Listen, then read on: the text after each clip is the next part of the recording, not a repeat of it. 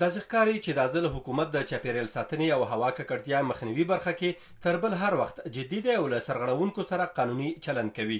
چاپیریال ساتنې اداره، کابل ښاروالۍ او کورنۍ چارو وزارت د کابل ښار ټولو اوسیدونکو د ښارګوټو، سوداګریزو مرکزونو، خښتو بټیو، کرش ماشینونو، حمامونو او سقاوو مالکانو ته خبرداری ورکوي چې تر راتلونکي یکشنبې د هوا ککړتیا مخنیوي برخه کې د چاپیریال ساتنې ادارې سپارښتنې عملي کړي، کنه مالی او ځاني به مجازات شي.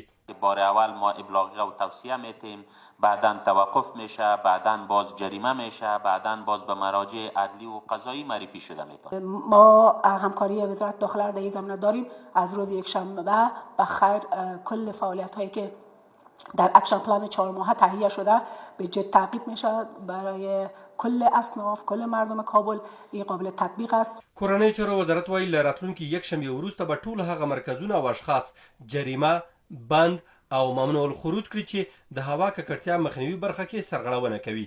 به عموم شرکای رهایشی، خشت‌پزی‌ها، حمام‌ها، سالن‌های عروسی، فابریکه‌های تولیدی، رستوران‌ها، حوض‌های سونا و سایر مراکز تجارتی الا یک شنبه هفته آینده فرصت داده شده تا در هنگام تسخیر و استفاده مواد سوخت از موادی که باعث آلودگی محیط زیست و آلودگی هوا می‌گردد جدا خودداری کنه.